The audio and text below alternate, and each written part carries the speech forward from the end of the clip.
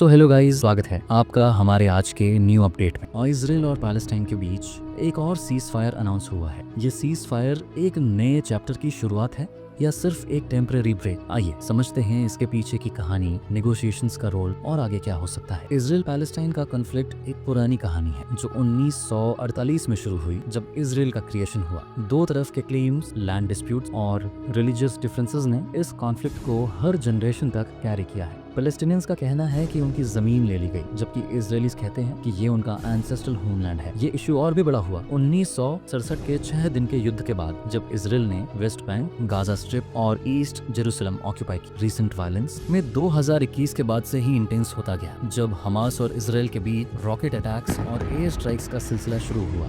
ये violence civilian lives पर एक बड़ी छाया डाल रहा है। दो तरफ से सिविलियन सबसे ज्यादा इम्पैक्ट हो रहे हैं। गाजा में ह्यूमैनिटेरियन क्राइसिस, जबकि इजराइल अपनी सिक्योरिटी के लिए हर कदम उठा रहा है। ये क्राइसिस सिर्फ लोकल नहीं रहा, पूरा वर्ल्ड देख रहा है और इंटरनेशनल प्रेशर भी लगातार बढ़ रहा है। इस सीज फायर के पीछे काफी एफर्ट यूएस का है, खासकर प्रेसिडेंट जो बाइडेन का। उन्होंने इजिप्ट और कतर के जरिए मीडिएशंस की और इजराइल को काम करने के लिए डिप्लोमेटिकली प्रेशर डाला। बाइडेन एडमिनिस्ट्रेशन ने ह्यूमैनिटेरियन कंसर्न्स पर फोकस किया और जो एक लॉन्ग टर्म पीस अग्रीमेंट की पॉसिबिलिटी को अलाइव रखता है। लेकिन ये सीज फायर सिर्फ एक रिलीफ सोल्यूशन है। बाइडेन की चैलेंज ये है कि वो इस शॉर्ट टर्म सीज फायर को कैसे एक लास्टिंग पीस में बदल पाए। फॉर्मर प्रेसिडेंट डोनाल्ड ट्रंप का इन्फ्लुएंस इस रीजन पर अब तक। अब्राहम अकॉर्ड्स के जरिए उन्होंने कुछ अरब कंट्रीज को इजराइल के साथ नॉर्मलाइज करवाया, जो एक टर्निंग पॉइंट है। लेकिन ट्रंप की पॉलिसीज ने पैलेस्टाइन के लिए और डिफिकल्टीज क्रिएट, जैसे यूएस एम्बेसी का जेरूसलम शिफ्ट करना और यूनारो फंडिंग कट करना। ये स्टेप पैलेस्टीनियंस के ट्रस्ट को कम करते हैं। सीज फायर होने के बाद भी असली चैलेंज है ट्रस्ट बिल्ड कर। हमास और इजराइल के बीच टॉक का सक्सेस डिपेंड करे कि दोनों तरफ कॉम्प्रोमाइजेस करते हैं या नहीं। एक तरफ हमास की डिमांड एक सॉवरेन पैलेस्टाइन स्टेट और दूसरी तरफ इजराइल की डिमांड है सिक्योरिटी एश्योरेंसेस। इन दोनों चीजों का बैलेंस मिलना आसान नहीं, शायद इसका रास्ता मुश्किल हो। लेकिन ये सीज फायर एक रिमाइंडर है कि हर इंसान चाहता है एक बेटर फ्यूचर। ये सिर्फ लीडर्स पर नहीं, हम सब पर डिपेंड करता है कि हम शांति की तरफ कैसे बढ़ते हैं। अब ये देखना है कि ये सीज फायर एक नई शुरुआत की तरफ ले जाता है